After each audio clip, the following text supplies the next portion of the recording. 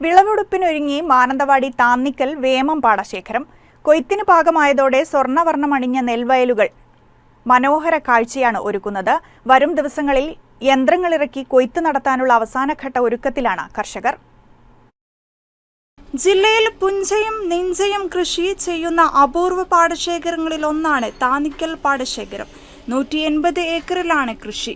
സർക്കാർ ആവശ്യമായ ജലസേചന സൗകര്യങ്ങൾ ഒരുക്കി നൽകുന്നതും സപ്ലൈകോ വഴി നെല്ല് ശേഖരിക്കുന്നതുമെല്ലാം കൃഷിക്ക് ഇവിടെ അനുകൂല സാഹചര്യങ്ങളാണ്. ഇത്തവണ കിലോയ്ക്ക് 30 രൂപ നിരക്കിലാണ് കർഷകരുടെ പക്കൽ നിന്ന് സപ്ലൈകോ നെല്ല് സംഭരിക്കുക. പാലക്കാടൻ മട്ട നെൽവിത്താണ് കൃഷിക്ക് ഉപയോഗിച്ചത്. കാലം തെറ്റിയ മഴയെ പ്രതിരോധിച്ച് സെപ്റ്റംബറോടെയാണ് മാനന്തവാടിയിലെയും പരിസര പ്രദേശങ്ങളിലെയും ചെറുതും വലുതുമായ പാടശേഖരങ്ങളിൽ കർഷകർ കൃഷി ഇറക്കിയത്.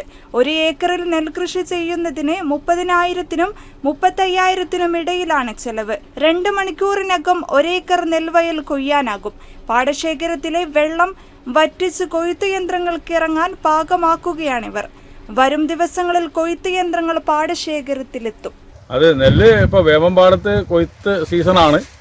എല്ലാവരുടെയും നെല്ല് ഒരേപോലെ തന്നെ കൊയ്തെടുക്കാനുള്ളൊരു സമയം എത്തിയിരിക്കുകയാണ്. പിന്നെയെന്ന് പറഞ്ഞാൽ വണ്ടി കിട്ടാത്തൊരു ചെറിയ ബുദ്ധിമുട്ട് വന്നിട്ടുണ്ട്. വണ്ടികൾക്കൊക്കെ ഇപ്പം ഭയങ്കര ചാർജൊക്കെ പറയുന്നുണ്ട്. കർഷകർക്ക് ആകപ്പാടെ ഒരു ആശ്രയം. പക്ഷേ കൃഷിയൊന്നും വലിയ തെറ്റില്ലാന്ന് തോന്നുന്നു.